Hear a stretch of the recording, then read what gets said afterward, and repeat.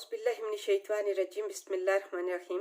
अस्सलाम वालेकुम प्यारे नाज़रीन, उम्मीद है कि आप अल्लाह के हुक्म से खैरियत से होंगे इंशाअल्लाह। आज जो मैं वीडियो बना रही हूँ ख्वाबों की ताबीर के सिलसिले में, वो है आज़ाद होना।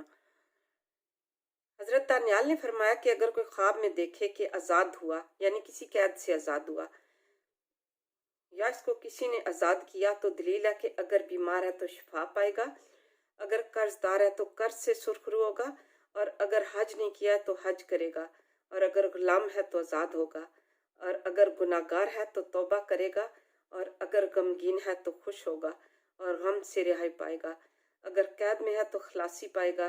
हासिल जिया कि ख्वाब में आज़ादी का देखना निहायत बेहतर है। माशाअल्लाह, बहुत खूबसूरत ताबीर है इस ख्वाब की, आज़ाद होना देखना। मुझे अपनी दुआ में याद रखिएगा। इससे अगली वीडियो जो बनाऊंगी इंशाल्लाह वो दहलीज का आस्ताना।